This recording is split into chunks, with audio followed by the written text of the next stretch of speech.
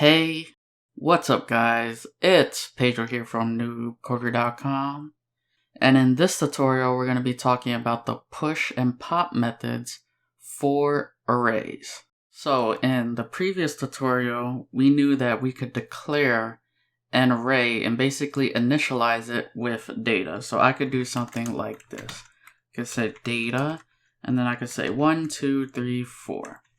End it with a semicolon, and now I have an array with 4 elements in it. But what happens when I don't know the data beforehand?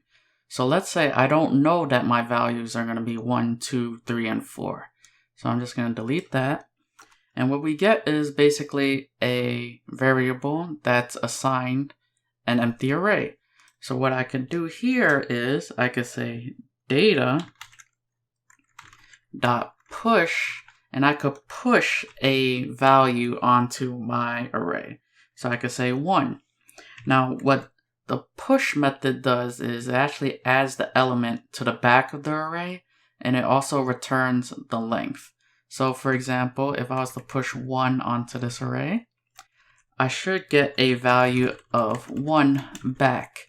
And the reason is because now our array has 1 element in it. So if I hit Control S to save, Control B, right click, Reveal in Explorer, double click, F12, you can see that we get the length of 1. And that's because there's only 1 element in our array. So if I head back over to our editor and print out data, end it with a semicolon, Control S to save, head back to Chrome, hit refresh, and you can see that we have our array, but this time it's not empty, and it actually has the value of 1 element, 1. So now let's head back to our editor, and let's add some more elements onto our array. So I'm just going to hit Control B, and let's copy this. Actually, I don't want to copy everything. I'm just going to copy what's here, delete this, and we're going to paste this 4 times, and each of these with semicolons, and 2, 3, and 4. So I'm just going to hit Control S to save, and we're going to go back to Chrome, hit refresh, and you can see that our array has 4 elements in it, and that's because we pushed 4 elements onto it, and it always adds to the back. So our array was empty, we pushed 1 onto it. And then our array was pushed 2, so 2 goes on the back. Then I pushed 3, 3 goes on the back. And since 4 was the last one pushed onto the array, it's the last element of the array. And now let's say that for whatever reason, I was unhappy with pushing 4 onto the array. Well, I can remove the last element with the pop method. So let's head back to our editor.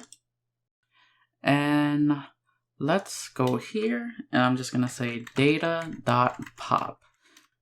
Now what the pop method does is it removes the last element of the array and returns it.